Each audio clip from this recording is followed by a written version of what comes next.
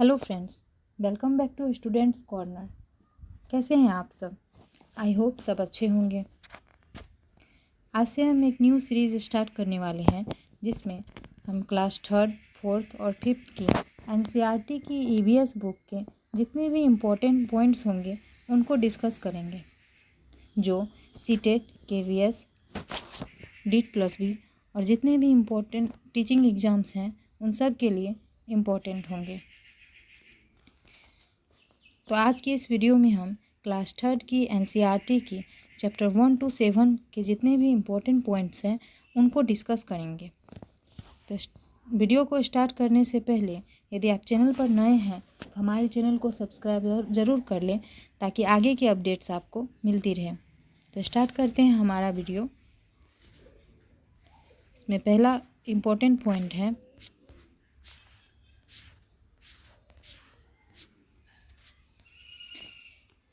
इसमें important point है मेंढक, कंगारू और खरगोश कूद सकते हैं। इसके बाद इसमें दूसरा पॉइंट है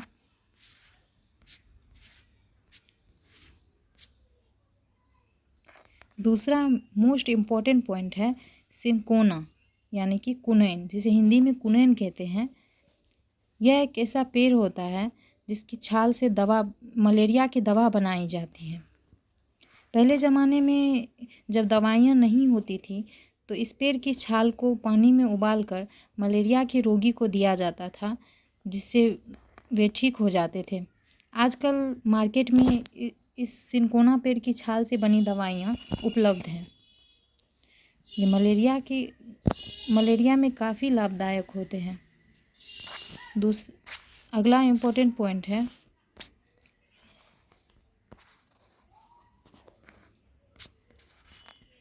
पौधों को अक्सर उनके निवास स्थान के आधार पर वर्गीकृत किया जाता है जहाँ वे पाए जाते हैं।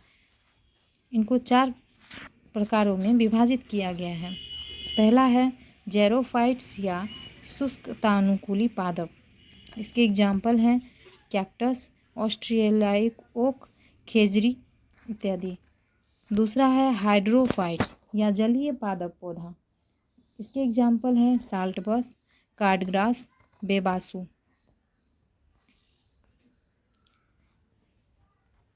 तीसरा है एपीफाइट्स या अधिपादप पौधे जो अन्य पौधों पर बढ़ते हैं, जैसे आर्किड, स्पेनिश मॉस।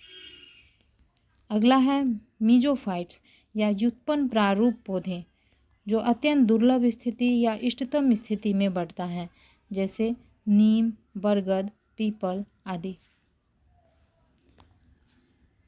अगला इम्पोर्टेंट पॉइंट है हमारा पौधों को अक्सर उनकी ऊंचाई और उपस्थिति के आधार पर वर्गीकृत किया जाता है, जैसे कि जड़ी बूटी, झाड़ियाँ और पेड़। पहला है जड़ी बूटियाँ। यह सबसे छोटी से शुरू होती है। जड़ी बूटी एक छोटा पौधा है जिसमें लकड़ी के उत्तकों के बिना हरे नाजुक तने होते हैं। आमतौर पर उनकी कुछ शाखाएं होती हैं या वे शाखाहीन होती हैं, जैसे टमाटर, गेहूँ, घास जड़ी बूटियों के कुछ उदाहरण हैं। दूसरा है झाड़ियाँ। जड़ी बूटियों की तुलना में बहुत अधिक लंबा है, जो हमारी ऊंचाई का हो सकता है। झाड़ी एक मध्यम आकार का पौधा है जिसमें झाड़ियों शाखाओं के साथ कठोर तने होते हैं। यद्यपि तने कठोर होते हैं, वे लचीले होते हैं लेकिन नाजुक नहीं होते। जैसे गुलाब, नींबू और मेहंदी हमारे आसपास के कुछ सामान्य झाड़ियाँ हैं। तीसरा है पेड़। पेड़ बड़े और लंबे पौधे होते हैं। उनके पास बहुत मोटी और कठोर तने हैं जिन्हें ट्रंक कहा जाता है। यह एकल मुख्य तना यानी कि ट्रंक पत्तियों और फलों को सहन करने वाली कई शाखाओं को जन्म देता है। कुछ पेड़ शाखाहीन होते हैं, जैसे नारियल का पेड़। उनके पास केवल एक मुख्य तना होता है जो पत्तियों, फूलों और फलों को खुद से सहन करता है। बरगद, आम, काजू पेड़ों के कुछ उदाहरण हैं। इन 3 श्रेणियों के पौधों के अलावा 2 और प्रकार हैं जिन्हें बढ़ने के लिए कुछ समर्थन की आवश्यकता होती है।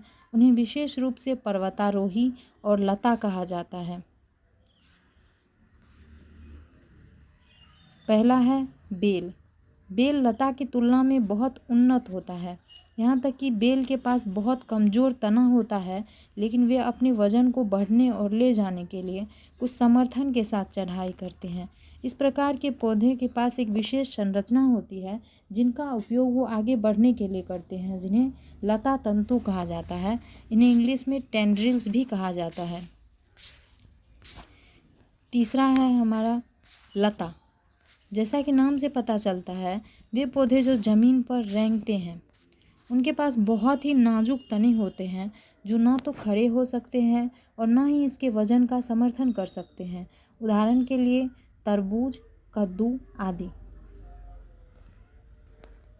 इस बार की सीटेट एग्ज़ाम में ये पूछा जा चुका है क्रीपर्स के बारे में कि कद्दू किस प्रकार का पौधा है, तो आप ये ध्यान में रख सकते हैं।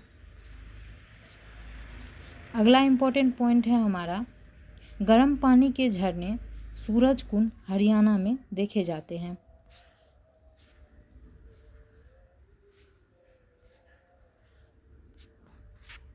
यह है कुछ मुख्य नदियाँ और उनके शहर के बारे में पॉइंट्स, जैसे यमुना दिल्ली में उत्तर प्रदेश में है, और गंगा यूपी बिहार, गोदावरी महाराष्ट्र में है, सतलज पंजाब, चेनाब हिमाचल प्रदेश और पंजाब, सरस्वती राजस्थान एंड हरियाणा, महानदी उड़ीसा, ब्रह्मपुत्रा असम, कृष्णा आंध्र प्रदेश महाराष्ट्र, नर्मदा मध्य प्रदेश, कोशी बिहार। इन सबको आप अपने ध्यान में रख सकते हैं कि कौन सी नदियाँ कौन से शहर में होती हैं।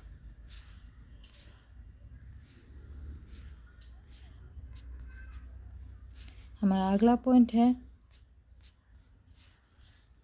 परिवार के प्रकार। परिवार के प्रकार में पहला प्रकार है संयुक्त परिवार। इसमें एक परिवार में कई सदस्य होते हैं, जैसे दादा दादी, चाचा चाची, पिता माँ, चचेरे भाई बहन आदि। इसके एडवांटेज फ़ायदे हैं। यदि किसी परिवार में कोई समस्या आ जाती है तो उसमें सभी मिलकर उसका सामना करते हैं, साथ में त्यौहार इत्यादि का आनंद लेते हैं। सभी सदस्यों के बीच आपसी समायोजन होता है। बच्चों के अध्ययन के लिए यह प्रकार सर्वश्रेष्ठ होता है। इस प्रकार के परिवार में अपना एक अनुशासन होता है और सभी सदस्यों के बीच एकता का भाव होता है। इसके कुछ नुकसान भी हैं। किसी एक सदस्य के साथ में दुर्व्यवहार का होना, किसी सदस्य का शोषण होना, जैसे कि महिलाओं का शोषण होता है। परिवार के सदस्यों के बीच निधि मूल्य, हीन भावना, बड़ा बोझ, ये सब इसके डिसएडवांटेज हैं, नुकसान हैं। अगला है न्यूक्लियर फैमिली, एकलीय परिवार। इसमें एक या दो सदस्य होते हैं, ज़्यादा से ज़्यादा 3 सदस्य होते हैं। इसके फ़ायदे हैं, इसमें हर व्यक्ति की अपनी निजता होती है, प्राइवेसी होती है, वित्तीय स्थिरता होती है और हर व्यक्ति को स्वतंत्रता होती है। इसमें आसान चलन होता है और तनाव इसमें बहुत कम होता है। इसके डिसएडवांटेज हैं आर्थिक नुकसान, अकेलापन, बच्चों में सहानुभूति और अनुशासन की कमी, बच्चों में असुरक्षा, युगल अहंकार के कारण समस्या साझा करने में संकोच करते हैं। अब है इम्पोर्टेंस ऑफ फैमिली। फैमिली से हम जैसा कि जानते हैं कि समर्थन और सुरक्षा का भाव होता है, प्यार का एहसास होता है, बाहरी प्रभाव से हमें बचाए रखती है और बच्चे को पालने में मदद करती है।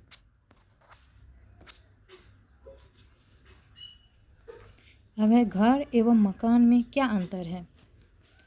घर एवं मकान में अंतर, घर का मतलब एक ऐसी जगह जहाँ हम रहते हैं, इससे व्यक्ति के भावनात्मक मूल्य जुड़े होते हैं। मकान का मतलब भौतिक भवन को संदर्भित करता है, कोई व्यक्ति विशेष रूप से एक अलग रहता है।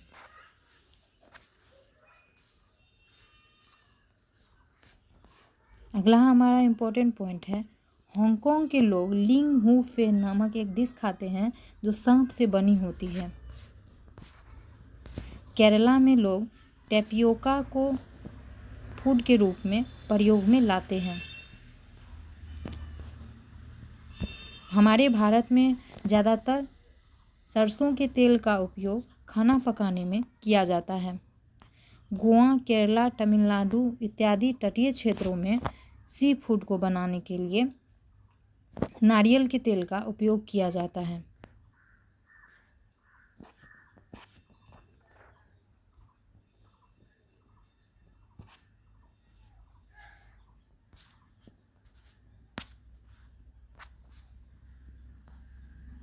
अगला इम्पोर्टेंट पॉइंट्स है, बहरे संवाद कैसे करते हैं? बोलकर यदि वे कर सकते हैं, लिखकर और पढ़कर यदि वे कर सकते हैं, और एक उनका एक खास लैंग्वेज होता है, साइन लैंग्वेज। अगर जो व्यक्ति डम है वो कैसे संवाद करते हैं? लिखकर और पढ़कर, होठों को पढ़कर, सांकेतिक भाषा के द्वारा।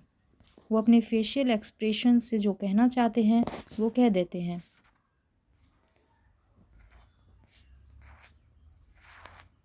तो ये थे क्लास 3 की एनसीईआरटी की ईवीएस बुक के 1 to 7 तक के चैप्टर के जितने भी इम्पोर्टेंट पॉइंट्स थे उनको हमने डिस्कस किया।